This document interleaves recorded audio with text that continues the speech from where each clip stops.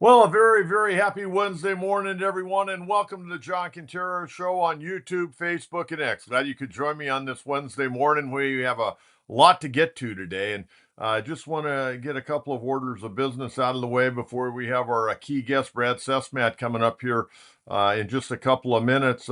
Just a reminder, if you're tuning in for the first time, please subscribe, please like, please share, please tell a friend. And if you'd like to be a part of our Gold Glove membership, $2.99 a month, and just helps support the channel more than anything else. So we'd very much appreciate that. Also, want to remind everyone, Saturday, Petco Park, the gates open at 10. The celebration of life for my great friend and our friend of all of us, ours, Randy Jones, 11 o'clock. I will be speaking at the Celebration of Life, and Ted Leitner, Bob Chandler. We're going to send our friend off in grand fashion at Petco Park. Again, for more information, go to Padres.com. They want you to print off, it's free, digital tickets. But let me tell you, if you have a problem, just show up. They're not going to turn you away. Again, the gates open at 10. Parking around the ballpark is all free, and the Celebration of Life gets underway at 11 o'clock. Also, I want to tell you about an event I'm going to be a guest speaker of coming up on Monday, February 2nd at Tom Ham's Lighthouse, the 29th annual San Diego Jocks Luncheon. It's a long day. It's a fun day if you like to be around sports people. It starts at 9 o'clock. You can pay $60 at the door, and you're going to be there a while. A lot of fun things, a lot of longtime sports dignitaries in San Diego will be there. I will be their keynote speaker. Also, former Lincoln, UCLA, and Philadelphia Eagle, Wally Henry going to be there, and I'm excited about that. I watched Wally Henry play at UCLA, watched him play in the NFL. He was a punt return wide receiver. Very excited about that. And for you folks down in the South Bay, two of the great volleyball players in the history of San Diego from Sweetwater High School, Karen and Carolyn Tatoffer are going to be there as well. They're going to be honored. So again, that's going to be the 29th annual San Diego Jocks Luncheon, Monday, February 2nd, Tom Ham's Lighthouse. 9 o'clock gets underway, and $60 you can pay at the door. And I promise you, you will have an absolutely great time. All right, we're going to get out to our guest. We had some technical difficulties last week, and then this guy's a mover and shaker. On Friday, we were going to get him on, but he was out pressing the flesh for about 6 hours at the National Football Foundation over there in Arizona.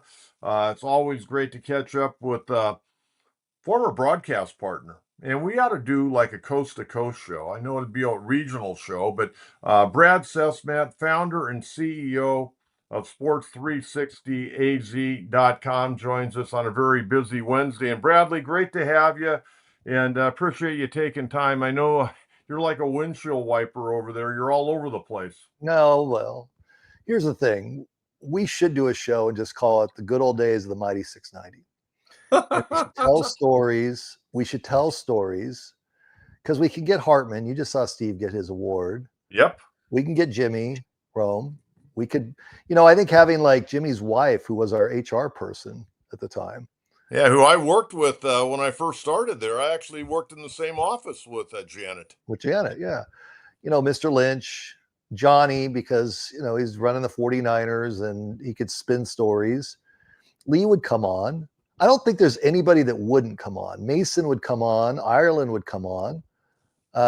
We have to find the Butt brothers, John. We have to find Brad Bunshaft. Brad Bunshaft with cards. I'm doing these card shows, and we're going to get to GCU and San Diego State and the Diamondbacks and all that stuff in a minute if you're okay with it. If you want to move along. I'm looking for Randy Jones stuff because when Randy passed, I put it away somewhere and I can't find it. I got a big Rick Sawyer card. Remember him? I do. Rick Sawyer. I got a great story on Rick Sawyer. Okay. I was sitting down by the bullpen once upon a time, and I started talking to Rick Sawyer, and he was going to give me an autograph. All of a sudden, they have him warm up in the bullpen. This is a great story. This would never happen today. He warms up in the bullpen. They bring him in with the bases loaded against the Dodgers. He gets Steve Garvey to foul out along the first baseline. So they take him out. And Sawyer, because he promised me an autograph, think about this, Brad. He went after pitching in the game, getting the big out with the bases loaded, goes into the dugout. They take him out. They bring in a new reliever. Rick Sawyer walks back down to Get the out of Padre here. bullpen in No left way. field and signs an autograph for me. How about Is that that story? all right? You got one on Enzo Hernandez? Enzo Hernandez. Yeah, Jim Eakles, Tuba Band, whenever he would get on first base, they would go around and start banging the drum and everything, go, run, Enzo, run. Run, Enzo, run. Number 11, Enzo Hernandez. Right. I'll give you one more. Let's see. How about Big Bob Shirley? Bob Shirley used to wear, you see that long undershirt? Yeah, He used to pull that down as far as he could on his left hand to where it looked like the ball was coming out of his undershirt. that's awesome. That's awesome. Then Now he I got can do, traded to he got traded, but he had a pretty good career for a short period of time on a bad ball club. you and I could do this all day long where I just put cards up because I'm doing these card shows now. Big Ed Whitson. Big And Ed Whitson, I remember him on the dugout in Atlanta wanting to kill everybody in Fulton County Stadium on that Sunday. so, but we won't. No, we can do show. You talk about us doing a coast to coast show and regional. Like, I think who was it? Was it Rick Schwartz who did our nights? Yeah, He went to TNT, if I right. remember Or he correctly. went TMZ, I think. Yeah, did he go TMZ? Yeah. Yeah. But John and I could sit here and spin stories about, and you look, your intro to me is very nice. Who's the busier dude? You're the one that's going to be. Do you even have your speech for Randy written, or are you just going to speak from the heart? Well, I'm going to write down some bullet points. Actually, you bring up a good point. I'm actually going to leave the house here shortly after my show. I'm going to go to a Starbucks Yeah, and I'm going to sit down just by myself yeah, and write some stuff out. I did some stuff last night, just going back and referring to some dates, but I'm going to talk from the heart. But yeah. Of there course. are some stories I do want to share with the folks. I think they'll find kind of humorous. Do you think you'll get through it without choking up? I don't know. I would imagine there's going to be a big crowd. All the Padre dignitaries. I would imagine some of the current players would definitely be there. The ones in town that would be there. Yeah, I probably will, Brad, because good. You like should. you. I mean, I was a junior and senior in high school when Randy was having his two big years in '75 and '76. Right, right. And so I saw Randy through a lot of different eyes. I saw him as a player here, and I was a kid growing up. Later on, I meet him. Shortly after that, we get partnered up on a radio show at 10 o'clock at night. I was doing my regular show from 8 to 10, and then Randy had joined me at 10. And then I got called in well, they didn't call Randy in because I know what Randy would have told them, but they called me in You and said, hey, look, did not say. the guys that are doing the post game show on our sister station, they're complaining about you guys. I go, what are they complaining about? They're complaining that you guys are starting the show at 10 o'clock. The game's just getting over, and they can't get any phone calls. You guys are getting all the phone calls. So now we're putting in place that once the game is over, and that could be at 10:30, that could have been 11 o'clock, some of those long, slow games, okay? You go, you can't go on till 30 minutes after the final out. I go, you got to be You kidding gotta me. be kidding me. But anyways, that's what it was. And then we switch stations, we go to 1090, and they eventually, after a few years, Randy was doing a lot of stuff with us, but he wasn't necessarily my partner. Right. I'd have him on the pregame and, have him on my show, but then they partnered us up, and then that's when it really took off. Not only did the show take off, and people loved it because there were two baseball guys talking baseball, which it's hard to find. I mean, normally you have a broadcaster and an analyst, but you had two guys that were baseball guys Yeah. talking baseball. The fans loved it. We did some fun things outside of being on the air, and I'm going to share some of those stories on Saturday. And then I also got Randy involved with the American Legion baseball program, Cool. and that was the last time I saw him. Brad was on June 8th, and we had him out. It's funny. I showed up. I pulled into the high school out there in El Cajon, and I pull up, and Randy pulls up right next to me at 8:30. We're supposed to be there at 9. We both got there at 8:30. We walk in. I introduced Randy. We took a bunch of pictures. I gave him a plaque. And then, I called him that night. Or actually, I texted him. I said, "Hey, Randy, it was great seeing you today." And he wrote me a beautiful message back, Brad. And that was the last time we actually communicated. I had sent him a couple of texts. I'd sent him a couple of phone calls. Things weren't going well. Right. But I've got this beautiful message that he sent me that I'm going to share with the fans on Saturday. But we had so much fun on the air, off the air. Right. Even when we'd get done at 12 o'clock at night, we would still walk the streets, walk back to our car, and we'd be there till 12:30 talking Padres baseball. I mean, That's great. whenever him and I were at the ballpark, we were pretty much inseparable. Once he got done with his duties in the pregame, he'd just come and sit and we'd talk ball for 3 hours a night. It was unbelievable. My spies tell me that back in the day, you guys would stay until 12:30, sometimes 1 a.m. Well, we would if it's an extra inning game. I mean, normally, when we were doing it at Lolita's, there were a lot of nights those games went long, and we would go till 12:30, 1 o'clock. Yeah. The place would be closed, and they'd be mopping the floor, and we're still talking about, how to get Khalil Green out of his hitting slump.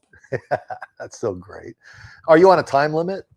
No. I normally go about 60 minutes, but hey, let's jump into the Diamondbacks. Oh, Nolan all right. Arenado, All right. All right. one of the great third basemen, if not the greatest defensive third baseman in the history of baseball. For me, he is. Wow. And I saw Schmidt, I saw Brooks Robinson, George Brett. We see Greg Manny Meadows. Machado here in San Diego. But this guy won 10 straight Gold Gloves.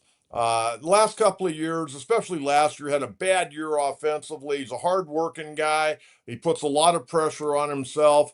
The old proverbial change of scenery. Not only a change of scenery, going back to a division that he once owned when he was with the Colorado Rockies, and also going to a hitter-friendly ballpark. What do you think about Arenado now a Diamondback? Well, I'll take a step back on it. I think for the Diamondbacks, they continue to just put out a good product. And people will say, "Oh, that's the hometown." No, by the way, my hometown is Valley Center, just so we're really clear about this.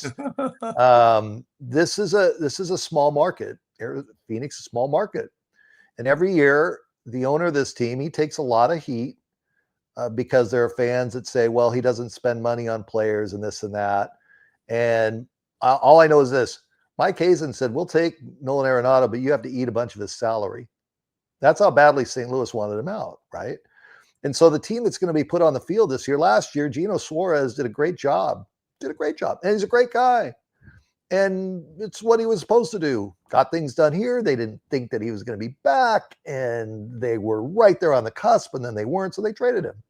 So you're sitting there in the offseason saying, well, this former first-round pick, Jordan Lawler, he's going to be the guy over there. Well, no, not exactly. Let's go get Nolan Arenado. Let's put him out on the field. Let's see what happens with our pitching rotation. Let's get Merrill Kelly back here. That was not a surprise, John. They traded him at the deadline to Texas. I think there was a wink and a nod. He was building a house out here that, okay, go to Texas. You might be able to win a ring, but you're going to come back here. Zach Gallen hasn't signed anywhere yet. What does that say? The market's really not all that ramped up about Zach Gallen. They moved on from Jordan Montgomery's contract quietly, which people were like, whatever happened to him? Well, yeah, he's gone. And so they've been aggressive. They've made their mistakes, as all organizations do. They don't sit over here and whine about the Dodgers. I was at the Cubs facility yesterday shooting some spring training stuff. And, the evil empire took our players. Like, would you guys just please compete? If you don't want to play, just, I don't know, sell the team. If what the Dodgers did leads to the shutdown of baseball a year from now, so be it. There's still 162 games to play. And I just get really tired of people whining about, well, they did this and they did that. I don't know, compete. Not every ball player is going to go there and tear the cover off the baseball, by the way. The Dodgers have had their share of misses. They've just been able to move on from players. And when there's this inferiority complex, and look, some of this comes from me growing up in San Diego. Oh, it's the Dodgers. We hate the Dodgers. Oh, great. Knock yourselves out. But you actually want to be at a ballpark with a team that you're rooting against because it's more fun than having the Rays roll in for 3 games on a Friday, Saturday, Sunday, and nobody really cares. Well put. Right? Rivalries are great. And you want to go against the best. Ohtani pitching, John, it's like when the late Kobe Bryant would roll in here to play the Suns. You couldn't wait. And of course, Phoenix, oh, we hate the Lakers and beat LA and all that nonsense. And it's freaking Kobe Bryant. The place is electric. He's there at 4:00 running the stairs and across the entire arena, dripping sweat, and then going through his thing, and then just going out and ripping the heart out of the Suns and score 38, 40 points. Rivalries are great. It doesn't matter if it's the Diamondbacks or if it's the Suns. We don't have any rivalries with the Cardinals because they stink out loud. So, but it's my rant on the Diamondbacks is, hey, Brandon Pfaadt's a pretty good pitcher to throw out there every 5th day. You know, it's not like they've got 2 pitchers because they can't afford to do it. You've already extended him. Middle of the infield, you know, Ketel Marte, yeah, he was a problem last season. There were some issues where there was a wonder if he was all in. And, you know, if within a clubhouse, if a guy's not all in, what does that mean? And he had some stuff that happened during the All-Star break. Yeah, his house got robbed and he took a break. Didn't sit too well with some people. Somehow it got floated out in the media. Somehow it came out that Ketel was on the block. Ketel Marte's a hell of a player, John. Corbin Carroll's a hell of a ball player. Great ball player and a great ambassador for the game of baseball. He's on the USA WBC team. I'm looking forward to that.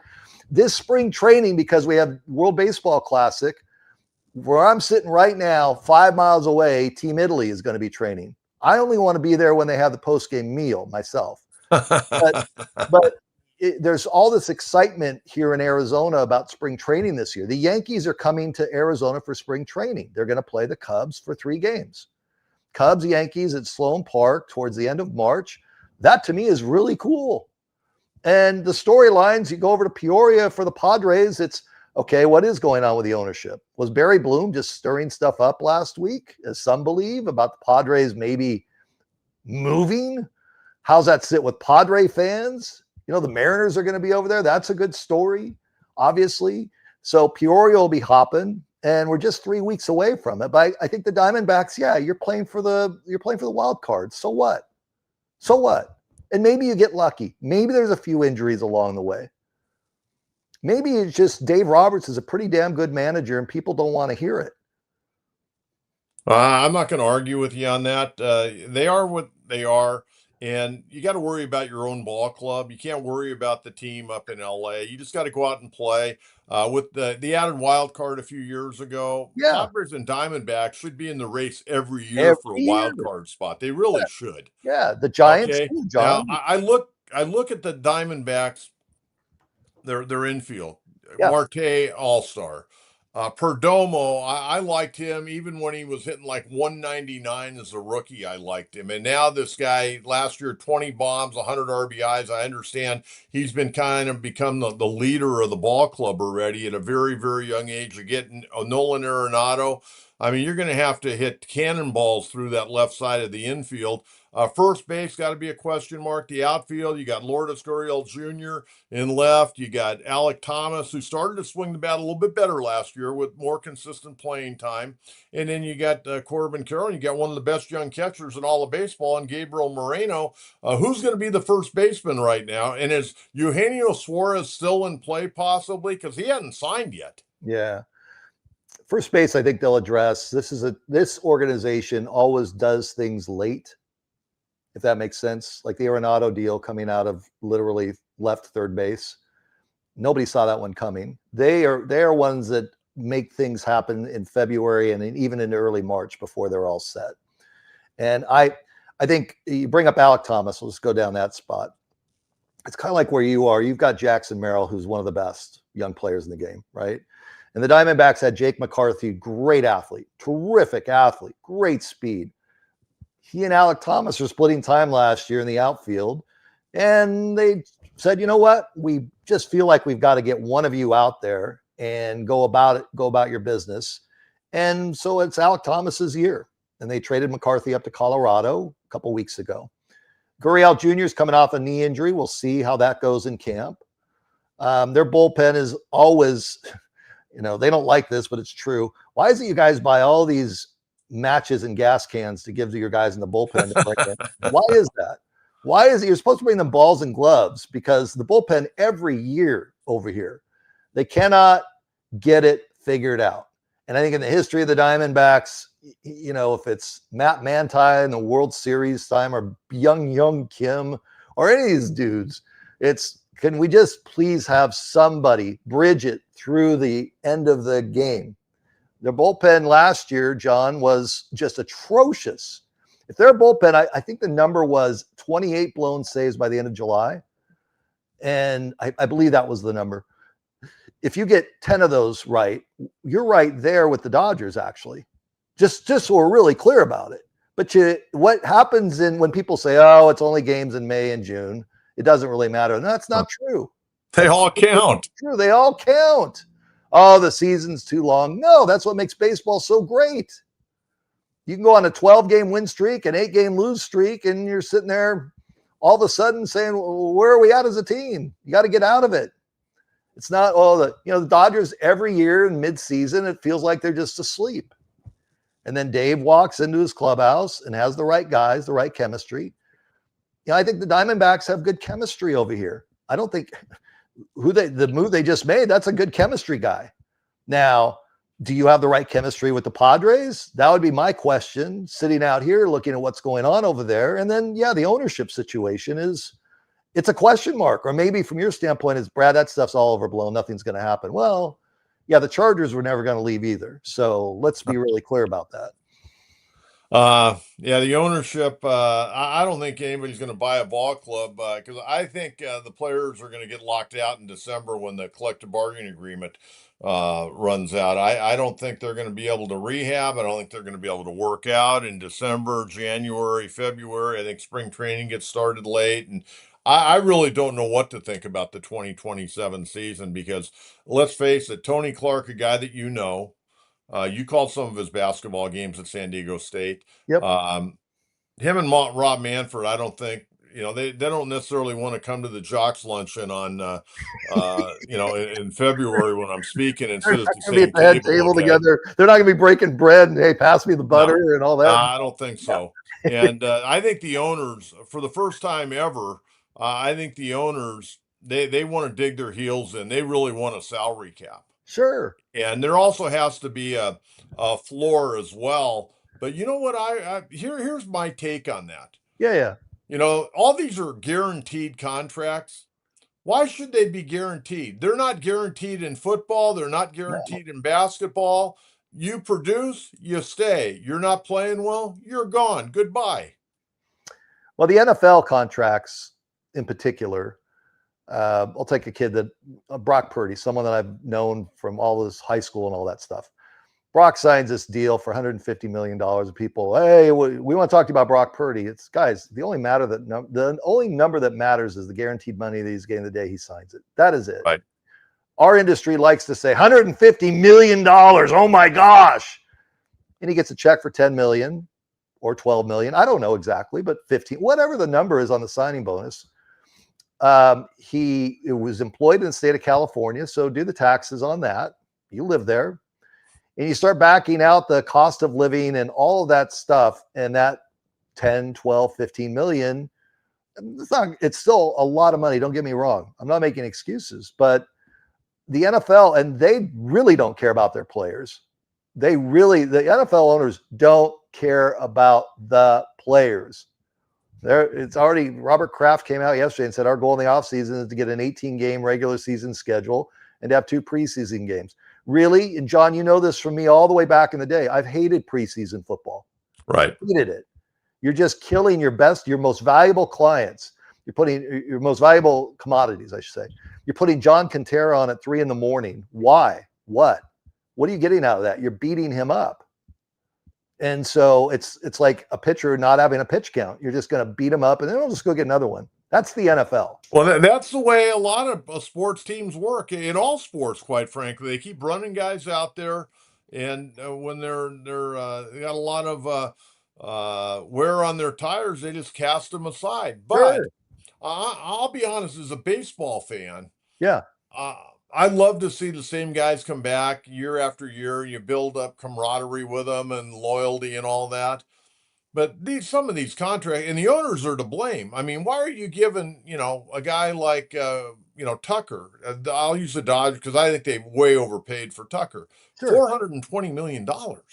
Okay, but there's other guys. They're mediocre guys that are making 12, 15 million, and then they get fat and sassy. They want to go hit golf balls rather than work out. They come in, they're out of shape, they get hurt, they sit on the IL. Hey, you know what? You got to produce. This is a game of production. If you're not producing, you're gone. Yes, but I'll give you the other side of the coin when it comes to owners. The Suns were sold. Jerry Colangelo sold the Suns for $435 million. Jerry's one of the smartest business people I've ever been around, ever. Well, I think when he's in the top 5 of sports ownership management in the history of the sport. It's not even close. I mean, he may be the number 1 guy of all time. So Jerry sells for $435, sells it to Robert Sarver. Sarver goes through the decade of decline, I call it, because nothing good happened. Sells it over to Matt Ishbia. They're having a good season so far this year, but the NBA, what you see in terms of NBA basketball in January versus May are two different universes. Some nights it's really unwatchable, to be honest with you. I tried to watch the Wizards and Suns last week, and the Wizards barely could get the ball in bounds. It was just like, oh my gosh, this is garbage. But the owner will turn around and Matt Ishbia purchased from Robert Sarver the Phoenix Suns for north of $2 billion. John, these owners, most owners, I'm staying at the urinal and mine's bigger than yours. You know what I'm saying? Right. Look at me. I have a sports franchise. When Jerry Jones puts the absolute worst product out on the field every year for the Dallas Cowboys. When was the last time the Cowboys were competitive and in a Super Bowl? Long time. But Jerry darn well makes sure he has a weekly Monday radio show every Monday morning. The media is always around him. He makes sure that his new yacht that has 2 helipads on it is out there in social media. There's people around him. And the Cowboys, oh yeah, they bring in great ratings. And you run into Cowboy fans. They're probably the most insufferable.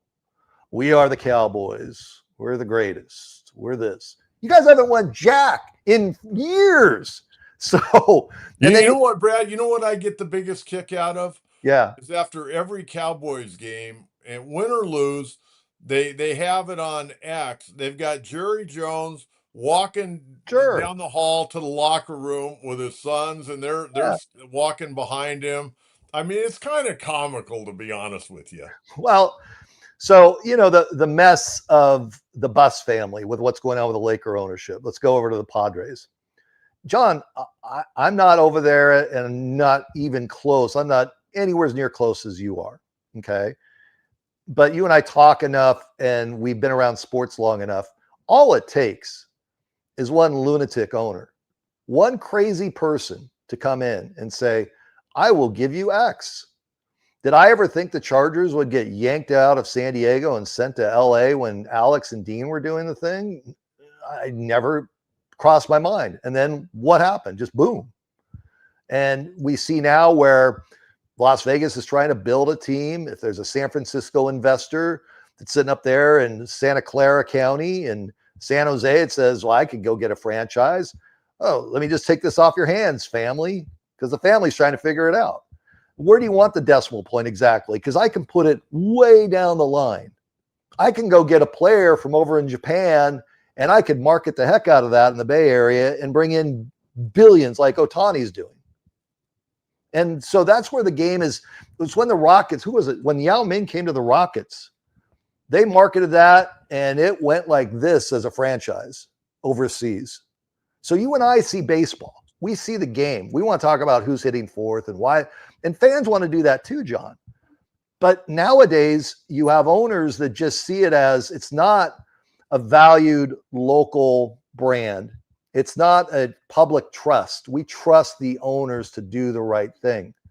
And maybe me being over here with a guy that has done the right thing. And Jerry got run off by a group of his investors because he overspent. and they felt he was being financially irresponsible. Signed Steve Finley, signed Randy. They won a World Series. He goes and gets Stephen Drew, signs him to a huge deal. Owners, Jeff Morad, led Jerry into the locker room just to meet with people, and it was a firing squad. You're out. That's what happened because he wanted to win. He wanted to win. And I feel like Ken Kendrick gets somewhat of a bad rap over here, the Diamondbacks owner, because you've got the Padres throwing money at Tatis and Machado and others, right? And the Diamondbacks have thrown money carelessly.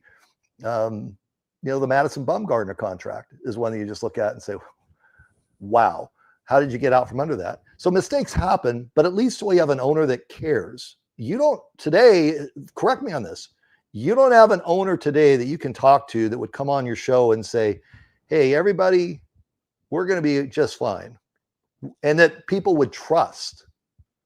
That's why I've always said about you, and I'll just say it here on the air. You've always been somebody I believe should be in upper management with the Padres.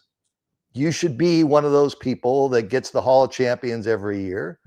You're a public figure, John. You can carry a lot of weight, not figuratively, not literally. I'm just, I'm joking with you, but it's the, who do you trust in San Diego right now to run the Padres the way they should be?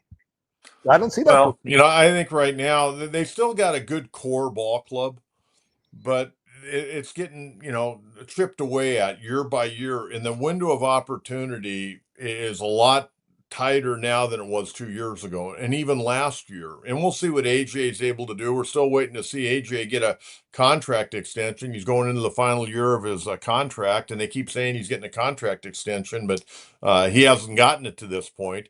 I don't see this ball club being sold immediately just because of what's going to probably go on in 2027. Sure. So we'll have to wait and see on that. But last thing on the Diamondbacks, do they have any more moves to be made? Torey Lovello, I think, is one of the outstanding managers in the game of baseball. I think he runs a pretty good clubhouse over there. I've always kind of admired him. I remember when he's playing second base up there at UCLA once upon a time, and followed his career as a player, as a coach, and now a number of years over there. I got a lot of love for Torey Lovello, even though I've never met him. I just like his style. Yeah. I think he gets the most out of his ball club more times than not. But do you think they got another move in them?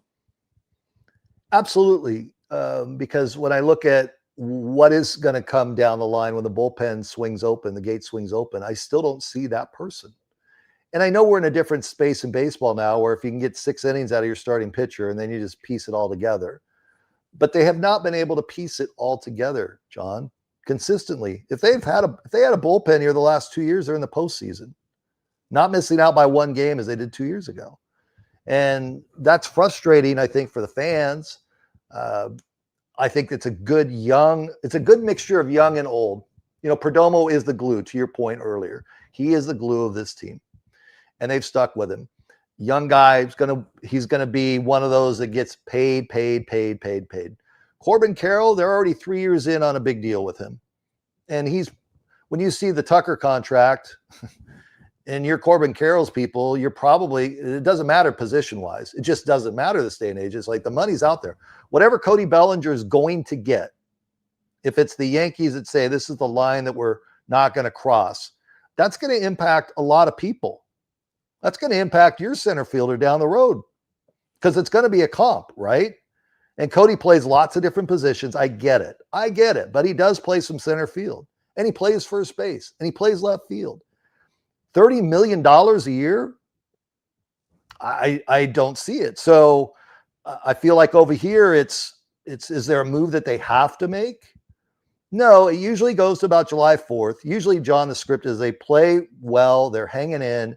July 4th, they go to LA because the MLB schedules them to get out of the heat. It's 115 over here. Literally, it is. And they go to LA and they have a 4-game series and they get their heads kicked in. And the announcers are complaining about the Dodgers Death Star sound system, and they get swept. And all of a sudden they go from 2 back to 6 back, and then that's the end of the season. That's usually how it runs. So I'm happy, though. It's great to be in this situation today rather than being in Pittsburgh saying we have to trade Paul Skeens. Think about that, John. How many of these? If I was a Pirate fan, I'd be up in arms. I mean, I'd be having to think about jumping over to the Phillies, I think, if they did that. Well, but if you're a Rockies fan, you know that there's no shot. They keep trying to build. They keep trying to build. At some point, you have to have that bottoming out, and then you rebuild. But do you have, to your point, if you have a general manager who's saying, "Where's my extension?" By the way, well, maybe that general manager is looking around saying, "I might need to put a for sale sign out in the house," and he's going to reach out to some people saying, "Look, I may not be here much longer in San Diego." That's how it works. So. All right, big basketball game tonight over at Grand Canyon University. San Diego State Aztecs. Yep. Now they've got a game and a half lead. Utah State got beat again last night. They've lost 2 in a row. They lost on Saturday at GCU. GCU has had the Aztecs number. They're 2-0 lifetime Yep. in Phoenix. 4-1 overall, 3-1 since they became Division I program. Tell us about GCU and tell us about the chaotic arena over there, because it's a tough place to play. It reminds me of the pit. Remember I was doing Aztec games? I'm doing the play-by-play at 690 of the Aztecs basketball, and they're not good at all. I'm just dreadful. Tony Clark was on those teams. Tony Gwynn was my color analyst for some of those games. We go to the pit. There's a big arrow that says, quarter mile down, you'll be on the court. And literally, you go down the court, and it's stacked on top of you. And I'll never forget this. It's a Saturday night ESPN, when ESPN was still viewed as ESPN. Like it was a big deal, big network. You're on ESPN. Nowadays, it's just a lot of crapola. But I'm doing the pregame show, and back in the day, John will know this to be true. We didn't travel an engineer, which means I had to set all the equipment up. I have a hard time gapping a spark plug or changing a light bulb. That's just how I am. But I was able to get us on the air and do my thing, and we're courtside here at Albuquerque, and I can't swear on your show, so I'll have to clean it up a little bit. I mean, I could, but I won't. The Lobo mascot comes running by, grabs the crowd mic. FSDSU, FSD, except he's not just saying F. There's nothing I can do. I couldn't grab him because he was, I'm behind the bar and he's dropping F-bombs. And big Luke Longley just crushed us. And it was a disaster. So the closest thing that I have found to the pit, and actually I think it's surpassed the pit, is the Havocs at Grand Canyon University. So how'd that come to be? Well, I'll use a name from earlier, Jerry Colangelo. Jerry's on their board. Jerry's behind the scenes. Jerry has used the whole model. A lot of former Suns employees went over there. A lot of people that knew the culture. And so they made it where the fans are sitting, the paying public like you and I sit behind the benches. I remember Dutch walked out when SDSU was here last time. He just kind of rolled his eyes when he saw the Havocs. Like, oh my gosh, what have we walked into? Then San Diego State lost. The Havocs are facing the two benches, and they get extra credit by going to games. There are professors that give them extra credit. And so you'll see tonight, the game's on FS1. You'll see tonight where you'll see kids dressed they have these purple overalls with white stripes, and they're wearing like Halloween costumes. There's beach balls. You can't hear. It is a great home court environment. Remember, Rick Pitino came here with Louisville when they first opened the gym. Jerry arranged it, of course, called Rick, said, hey, do a game out here. GCU beats Louisville. Pitino said, best atmosphere I've ever been in, Rupp Arena, Pauley Pavilion, doesn't matter. All of these don't compare to this. And you could roll out 5 dudes like you and I with bad knees and bad backs and all that stuff, and the Havocs will still be on your side. Doesn't matter. Doesn't matter. So in this team, like, this is a big game tonight. Huge game for GCU because San Diego State's 7-0. Looks like an NCAA tournament team, playing like an NCAA tournament team. It's mid-January, I get it, or close to late January. But for GCU, on their resume, yeah, they beat number 23 Utah State here last Saturday. It's a huge win. You take out San Diego State tonight, okay, now you have a couple on your resume. Because earlier this year, they went to New Mexico, GCU did, and got crushed, lost by 20. Well, New Mexico's having an okay season, but still, the tournament's going to look at that and weigh it. They lost at St. Louis earlier this year. St. Louis is ranked still, lost by 14 at St. Louis. So you have to have those victories that you can point to with the committee, John, you know how this works, and say, this is what we were able to do. And so tonight for GCU, and I think a lot of their problems have been, I love Bryce Drew as a coach. I think he's a great coach. I think the Drew family, in spite of what happened with at Baylor, bringing in a player who's already been in the G League, I think the Drew family does basketball the right way. But this is a hello, my name is tag still on this group. They really don't know each other. And that's just college basketball nowadays, where most every team turns completely over. And I think they're still trying to figure it out. Well, it should be a good game. They get a little bit of a break. Not only is it a home game, but big 7-footer Magoon Guath going to be out of this ball game tonight with a hip problem. So Aztecs, a good win over New Mexico on Saturday. GCU upsetting Utah State. Utah State got beat last night at home by UNLV. So they've got 2 losses. And GCU, they win tonight. They'll go to 5-2. Aztecs would be 7-1. They'd put themselves right in the top portion of the Mountain West Conference. Brad, let's jump over here. Last thing I got for you. Let me just jump in real quick on one thing, John, on GCU. Okay, real quick. U of A is ranked number 1 in the nation. Arizona State's going to fire Bobby Hurley. Cincinnati plays U of A tonight. West Virginia plays ASU tonight. Both those games are in Arizona. GCU plays San Diego State tonight. We have the women's Final Four here at the end of April or end of March. It's a basketball state. People underestimate that. So just want to get that in. A very good point. Okay. Give me your quick thoughts on the Indiana National Championship taking down Miami. A marvelous ball game the other night. Absolutely fantastic. Came down to the wire. But what Kurt Signetti did with Indiana, and I know it's a different time and place, but this is one of the greatest stories, I think, in the history of American sport. When was the last time you said Indiana's a football school? Never. Well, going into this year, they were losing this football program in Division I history. Yeah. So why can't it be San Diego State? Why can't it be Arizona State? Why can't it be? Why can't it be? Why can't it be? All it takes is Mark Cuban opening up his checkbook, and then other big cigars, as I like to call them, opening up their checkbooks. We're in this space now where venture capitalism is going to get involved. Venture capitalists are going to get involved because the big cigars are getting tired. Hey, John, we got this running back over here. We need an extra 50 grand. And the running back shows up and then he breaks his ankle and becomes a turd. And the guy's like, we're never doing this again. Right. That's for the small one. That's why this is not going to be sustainable long term the way it's going right now. No way. Right. Well, it's like you saw Aikman make the point about he gave money to a quarterback at UCLA and never got a thank you. And he said he was never doing that again. Everybody believes that quarterback's Dante Moore, who went up to Oregon. You know, if we're prepping to do games nowadays, because I still do some games, it's like GCU's guard tonight, their best player. Started at Minnesota, went to DePaul, was at UNLV. Okay, he's at 4 schools already. And we have guys that are at 6 schools. And then we have the situation at Baylor where they are taking a guy from the G League.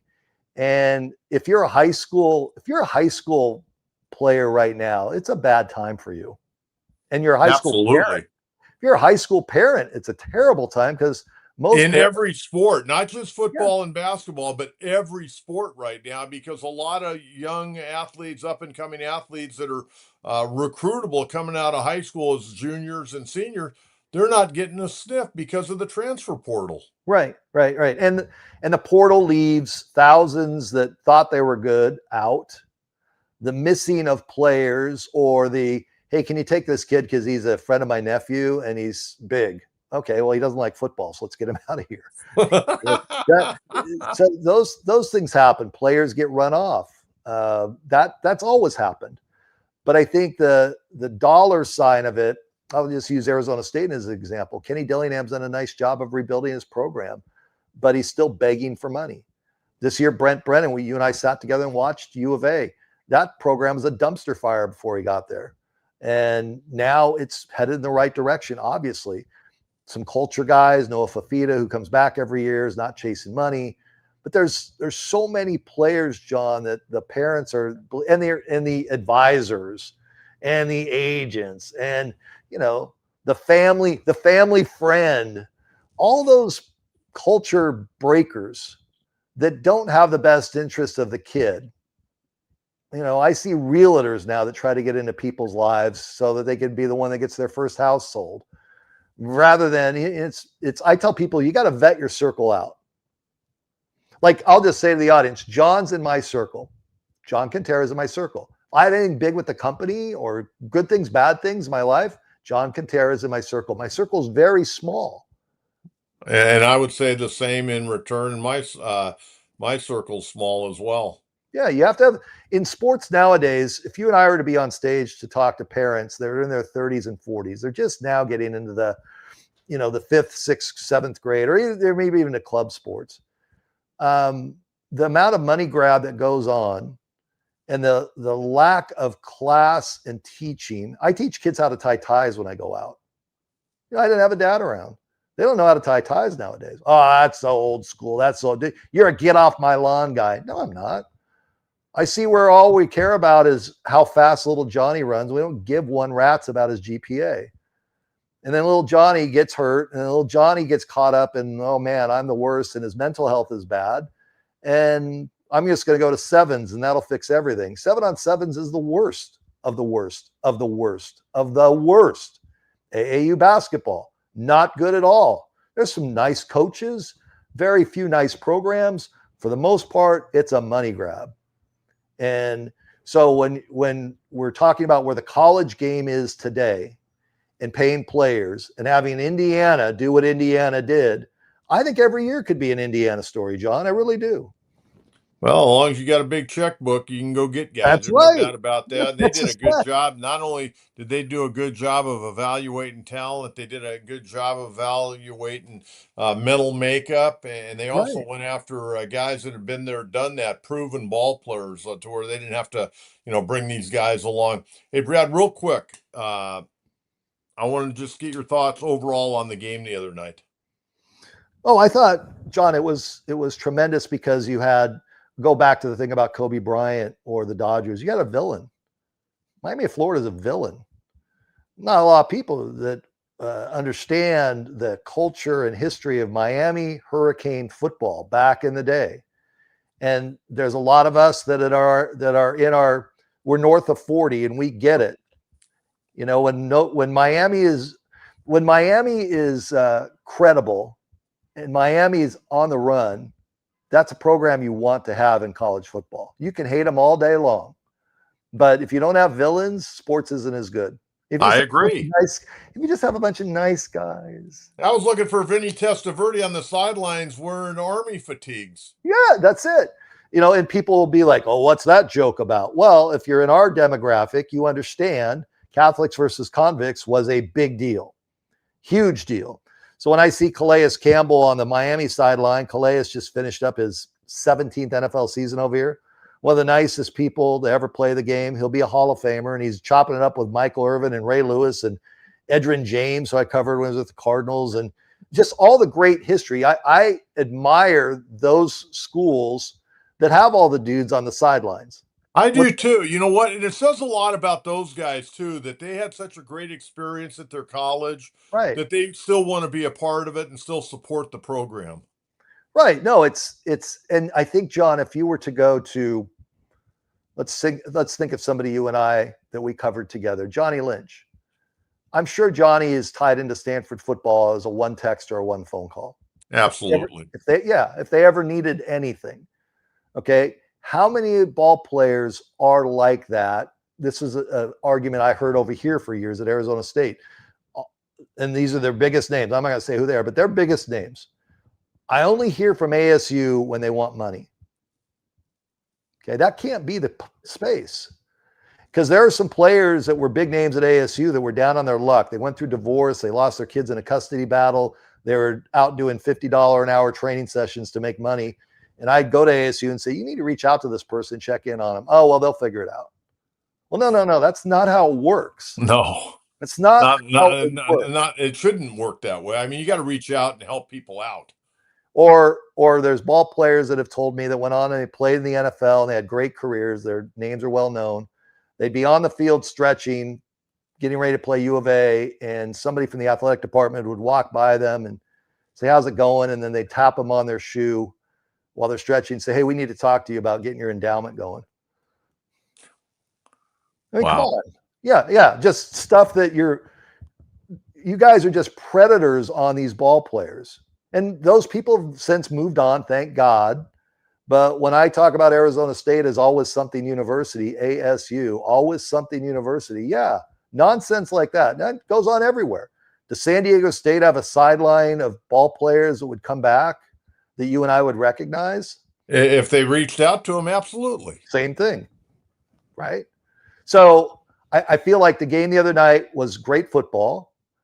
The college football playoff format may go to 16. It may go to 24. We can sit here and argue about how it's too big. Whatever we say doesn't matter because it's all about television dollars that come in because they'll keep paying for it.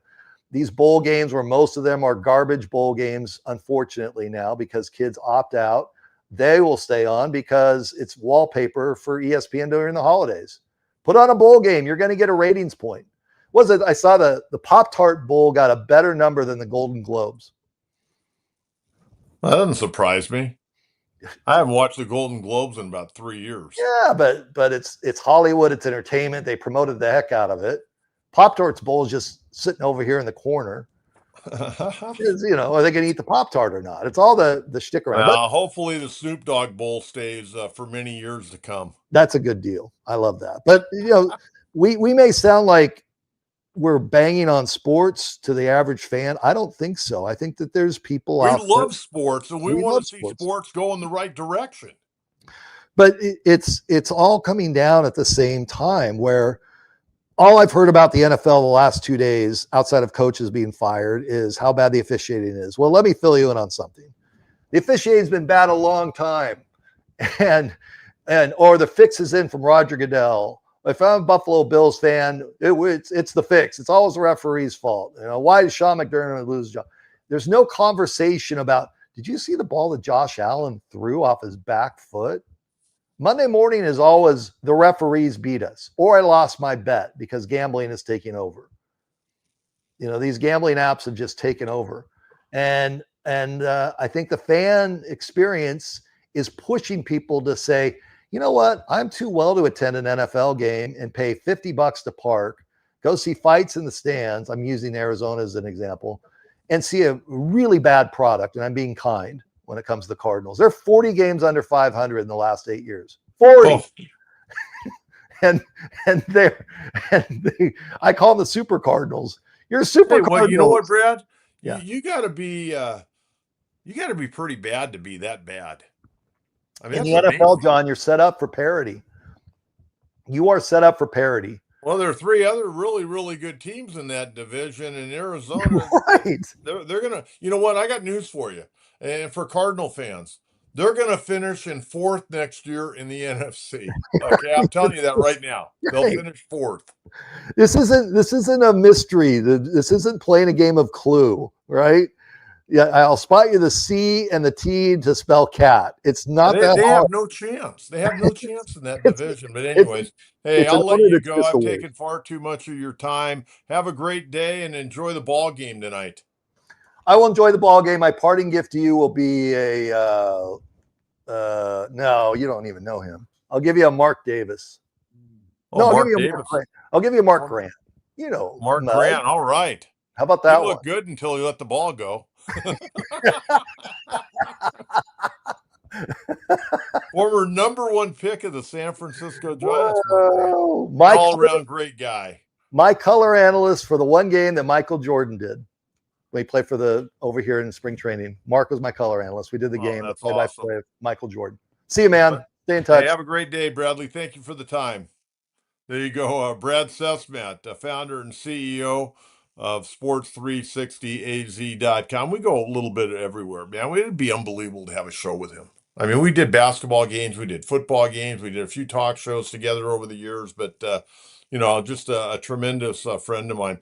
We're going to get out and we're going to go a little bit past 10 o'clock today. But I do want to get to this story regarding Freddy Peralta. This is more than maybe kicking tires. I mean, there's 29 teams that are going to want to get this guy because they can all afford him. He's making $8 million. It'll be the final year of his deal. And the Padres and Dodgers, shocker. Dodgers feel like they need a little more depth in their starting pitching. But the Padres are talking to the Brewers. And if you bring in Freddy Peralta to go with what you've already got, now we're talking. We're going to have a good bullpen here. There's no question about it. If you're able to pull off a Freddy Peralta deal, even though it may only be for 1 year, I think you got to do it. Somebody said to me last night when I was on the phone talking, they said, "Would you give up Ethan Salas?" You know what? I think I would give up Ethan Salas at this point in time for 1 year. Hey, the window's starting to close here, folks. And we have no idea what's going to happen in 2027. We have no idea when the Padres are going to be able to, be sold to a new ownership group. If that may be 3 years, we don't know. I think you go for it. I mean, Ethan Salas missed all last year, and the thing that concerns me is it's a back injury. Back injuries, man, you don't want it to become chronic. He missed all of last year for all intents purposes. And it was playing in the Arizona Fall League. They shut him down. He's supposed to be ready for spring training. But you got to get another pitcher in here. And if you can get a guy for $8 million, this guy was big time last year, man. He was 17-6, and threw over 176 innings. Good ERA. I mean, I think you got to roll the dice. What do you think? That's what I think. I think you got to put together a package and get Freddy Peralta in here. And again, can you imagine if the Dodgers end up getting him? I mean, I know Brad said you can't worry about the Dodgers. Man, Dodgers are gobbling up everybody right now. It's beyond belief. All right, let's get out to Coach's crew. A lot of stuff we talked with Brad Cesmat. We talked about the Diamondbacks are real, and I agree with Brad. Their bullpen is not good. I don't know what they're going to do with the bullpen. Their starting pitching, I think, is good. Their everyday lineup's good. They've got some really nice players, and see if Arenado can bounce back with the bat. Could you imagine if they went out and signed Eugenio Suarez to play first base? Between Arizona and Seattle last year, he had 49 home runs, and he hits well in that ballpark. Okay, let's see what we got in Coach's crew. Oh, thank you very much, Matt. I very much appreciate that. You should bring Phil or Tyler Nevin to talk NPB. You know what? I'll tell you this. I may see Phil this weekend. If I see Phil, I've got his number. I just need to reach out. And, he's working for the White Sox, working in player development. I've talked to Phil in the past about coming on, and I need to make that phone call. And Phil would definitely come on. Big Phil Nevin fan. Big Phil Nevin fan. He got a big heart. He's a tough, hard-nosed guy, but he's got a big heart. But I'll make that happen at some point. And if I see him at Randy's Celebration of Life on Saturday, I will talk to him about that. But thank you very much. Very much appreciate the super as well. Always take that, help pay for a few of our bills here. Thank you very much, Matt. Okay, let's keep them rolling here. Matt, again, I still don't see why the Padres wouldn't take a risk on Okamoto or Murakami. It's not like first base or DH was solidified. I don't think ownership wanted to sign another guy to a long-term contract that they really didn't know a lot about. I think that's more ownership than AJ. I think AJ jump in with both feet. But I think ownership right now, where they're at, payroll wise, and they need a pitcher. They may want a guy that's already proven here in the States. Maybe they've got their eye on somebody. We'll have to wait and see on that. All right. Thank you very much again, Matt. Appreciate that. Let's keep them coming. Sam Sanford, coach, watching everyone make moves while the Padres sit on their hands is starting to get really frustrating. It's time for ownership to ante up and let AJ make a splash. They're serious about a World Series. Okay, here's the deal, Sam, and don't get too concerned. There's still a lot of guys out there. A lot of guys. And every day that they're out there, I do believe the price is starting to go down. As we get closer to pitchers and catchers and the regular squads getting to spring training, the price is going to go down. And let's face it, AJ has done a great job in his time as the head man of the Padres, dealing with players, of making a deal or signing a guy late. Remember last year, they signed Nick Pivetta late last year. So don't be too concerned. There's still a lot of good players out there. A lot of good players out there, position players as well as pitchers. So we'll see what AJ's got up his sleeve. But again, ownership does have to sign off on it. And I think they may be a little bit concerned where their payroll's at and where they want to go in the future by selling this ball club. Sam, thank you very much. All right, Jordan, if the Padres get Peralta, it would clear the farm. Also, it wouldn't be a sign that Preller isn't signing a contract. The bottom line, you know, minor leaguers are minor leaguers. If somebody will give you some significant value for guys that they like in the minor leagues, you got to make a move. It's not like, it's like college football or college basketball. They sign a coach. Normally it's a bad pro. They'll give you a 5-year deal, but by year 3, you better win. They want you winning. Okay. Same thing now. You got to win now. It's all a win now mentality. And you know what? To AJ's credit, he continues to rebuild the farm system. And, we haven't had a whole lot of guys. We've had a few here and there. I mean, Morahone, who they gave $11 million to when he was 16 years of age, he's finally come through after a lot of ups and downs and injuries. Jackson Merrill obviously has panned out. They got Fernando in the deal with the White Sox. They developed them in their farm system. So they've had some guys come through the farm system recently. There for a long time, they had nobody. And, now I think you got to win now. You got to win now. I don't think people that are paying their hard-earned money, the 43,000 plus that show up every night, including Monday and Tuesday nights, they don't want to see this team go backwards. And I think right now the window of opportunity is still there. It's not as wide as it was 2 years ago or 3 years ago, but it's still there. So you better strike while the iron's hot. If you can go get Peralta, even if it's just for a year, go get him and let's make a run at it. Hey, only thing you have to do is make the play. You don't have to win the division. You got to just get in the playoffs, and then you line up Pivetta and Peralta and Michael King. You got 3 guys right there. And then you got Musgrove coming back. Randy Vasquez did a good job. I expect him to be a little bit better this year. Experience is a big deal. He's still young. He's healthy. The experience he's gotten, you got 5 pretty decent pitchers. And but when you get to the playoffs, you only need 3. You only need 3. And think about this: Pivetta, King, and Peralta. I mean, those are 3 studs right there. 3 studs. Go get Freddy, Peralta, and you got a chance. Your everyday lineup, if everybody stays healthy, you got a really good chance not only to be a playoff team, but you might be able to win the damn thing. You never know. You never know. You get into a series, a ball bounces your way, a misplayed ball here or there, you score 2 runs, you bring your bullpen in, and you win the ball game. It's doable. It's doable still with this ball club to win a world championship. And I know everybody's going to pick the Dodgers or win their 3rd consecutive, and they very well may. They're absolutely loaded. They're loaded everywhere. They're going to get guys back healthy.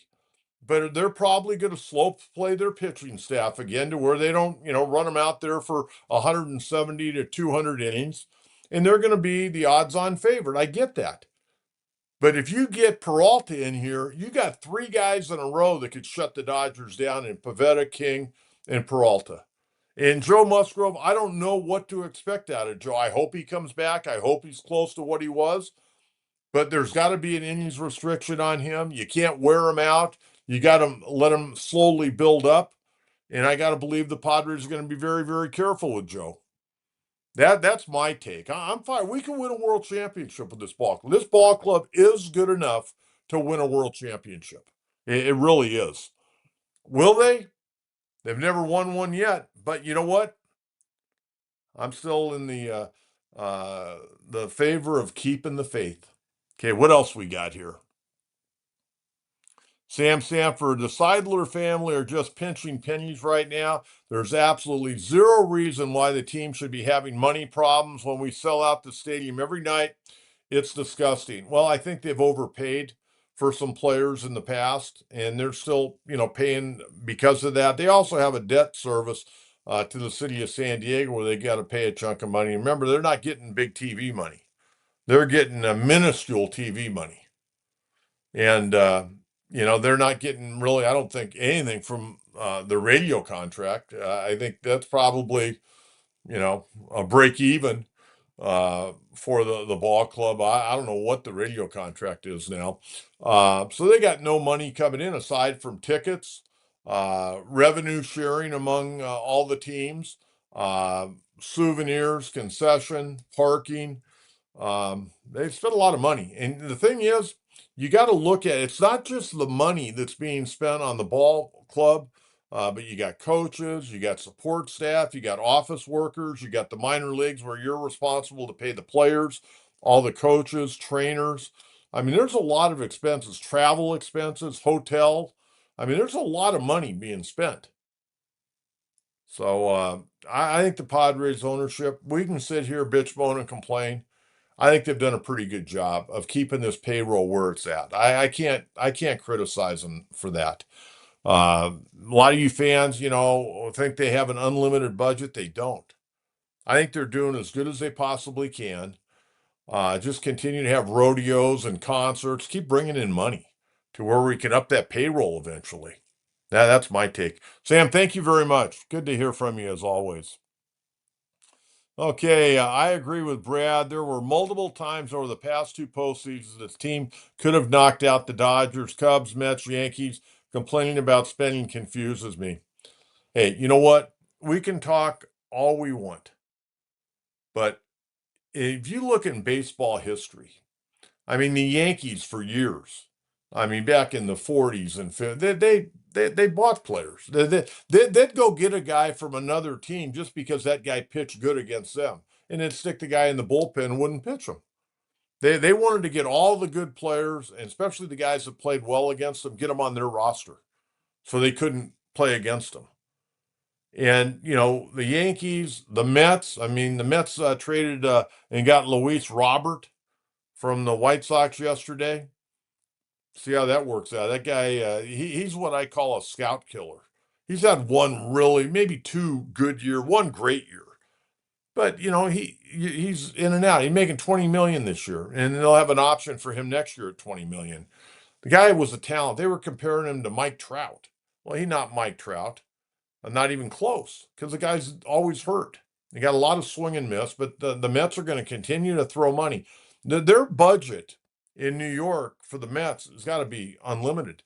I mean, with bringing in Luis Robert, and I don't know what other moves they're going to make, their salary this year is going to be about $350 million.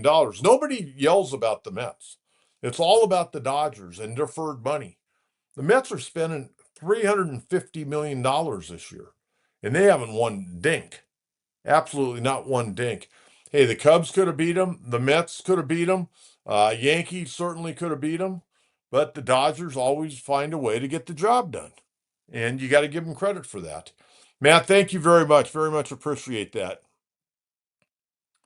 What else we have here today? Got another one up there? Okay, two new Hall of Famers. I'll make it quick. Carlos Beltran and Andrew Jones finally gets a call. I'm a big Andrew Jones fan. He, along with Willie Mays, Paul Blair, who's not a Hall of Famer, Ken Griffey Jr., those are probably, in my lifetime, I throw Freddie Litt in too as well, and Freddie's not in the Hall of Fame. But in my lifetime, those are probably the best center fielders I've ever seen. I mean, Freddie Lynn, Paul Blair, Ken Griffey Jr., Willie Mays, and Andrew Jones. Andrew Jones won 10 consecutive Gold Gloves. I mean, fantastic. He got in his ninth year. He got 78.4%. You know that the first year that they voted and he was eligible, he got 7.3%. I mean, that's a joke. And I realize there were some off-field issues. I get that. There was an off-field issue with his wife, and I know, and I obviously don't condone that. But at the bottom line is he's a Hall of Fame player, and I think the man learned from his mistakes. At least, well, I hope he has. And there's not been any incidents since then. Hall of Famer all the way around, hit a ton of home runs, over 400 home runs. Carlos Beltran got 84.2%. The only negative of him, he was part of the cheating scandal in 2017 when he was a coach there with Houston. Chase Utley, 59.1%. I'll be honest, I like Chase Utley. I always enjoyed watching him play. A third year of eligibility for me, not a Hall of Famer. Andy Pettit got dinged for PEDs, 48.5%. I think he'll eventually get in. Felix Hernandez, who won about 30 more games than he lost, got 46.1%. Alex Rodriguez, 40%. Manny Ramirez is going to be off the ballot, 10th and final year, 38.8%. Alex Rodriguez got the 40%, fifth year. You got another 5 tries at it. We'll see what happens there. But I'll tell you what, the baseball writers, a lot of them do a great job. There's always a couple of mallet heads. There always is. And I'm listening to the MLB network, and there's some announcers. I'm not going to get into who they are. Some are really good and know what they're talking about. There's others that just talk to hear themselves talk. I think they're lower in the standards for the Baseball Hall of Fame. I think these two guys that went in yesterday, definite Hall of Famers, but they're talking about, Cole Hamels. Cole Hamels, I saw pitch is a youngster, as a sophomore at Rancho Bernard, and loved him. I went with Chris Gwynn to scout him. Absolutely loved him. And there were 3 other guys that we actually went to see that were drafted fairly high that year. And I told Chris when we got to the car, I go, all 3 of those guys are good players, and they're worthy of being first-round draft picks. I go, but that kid we saw today, that left 2 years later, he was a first-round pick. I mean, Cole Hamels, a heck of a player, had a great career, won some awards. MVP of the World Series one year. I don't think he's a Hall of Famer. I don't even think Felix Hernandez is a Hall of Famer for me. And I saw him as a 19-year-old kid pitch for Seattle over in spring training. I remember that very, very well. He had a great career, won a Cy Young. But at the end of the day, I don't think he's a Hall of Famer. I think they're going to start to lower standards because of the way the players are handled these days. That's my take. Okay, we got in college basketball, just real quickly, Aztecs tonight at Grand Canyon University. USD hosting Washington State. Tomorrow night, the Tritons, UC San Diego, they're going to be up at UC Davis. And mark this on your calendar. On Saturday night, this Saturday night, big basketball game, Lion Tree Arena, 7 o'clock, UC Irvine taking on UC San Diego. It should be an absolute war. Now, remember, no show on Friday. I'll be back on Monday. I'm having a medical procedure on Friday. And so if you see me on Saturday and I'm either in a wheelchair, crutches, scooter, or something, don't panic. I'm just having a procedure on my left leg, a little hamstring. I'm not going to be stretching doubles into triples early in the season. So nothing major, just a little injury that needs to be taken care of so I can keep my good first step. But thank you to Jonathan Oliveri for producing and directing the program today. Thank you to Brad Cesmat from Sports360az.com in Arizona. And thanks to all of you out there. Appreciate everything. Remember, subscribe, like, share, tell a friend. And if you'd like to be a Gold Glove member, $2.99 a month to help with the channel. And again, thanks to everyone that sent in supers today.